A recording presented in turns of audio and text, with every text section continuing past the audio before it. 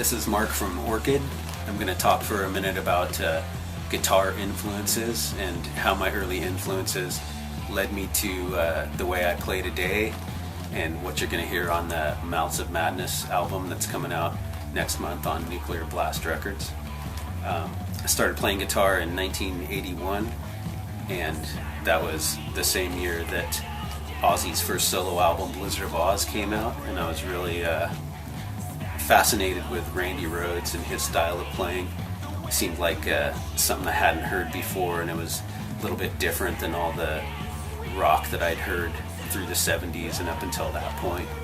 So that made me really want to get into electric guitar and try to learn how to play that kind of style, which I never actually really learned very well.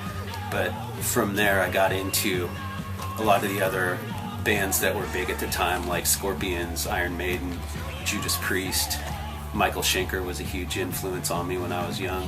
I always loved his work with UFO and on the Scorpions albums that he played on, and tried to cop that style when I could. Also, I was a big fan of Ritchie Blackmore, and not necessarily Deep Purple, which I got into later, but he was in Rainbow in those days, and I was a big fan of a couple albums that they had that were out at the time. So on Mouths of Madness, you'll see that most of the lead work is blues-based style, and I kind of attribute that to being really heavily influenced by Jimmy Page, which I got into a few years after I'd been playing, and I went back and really got deep into Led Zeppelin. And I think my main influence as far as what I do today really comes from being heavily into Jimmy Page and trying to capture the same kind of feel that he captured a lot in Led Zeppelin. Later on, discovered Tony Iommi and his work with Sabbath.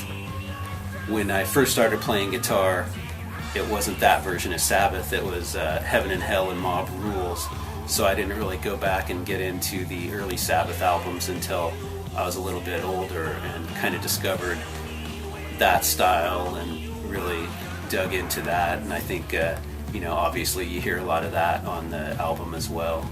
But I think if you dig deeper and give it a listen, you're going to hear all those guys that I've talked about. I think maybe you'll hear some Michael Schenker in there. If you listen hard enough, you might hear a little bit of Randy Rhoads in there now and then. A lot of Jimmy Page, and kind of all comes out sounding like we sound. So hope you get a chance to check out the new album. We're excited to have everybody hear it, and cheers. Hope you like it.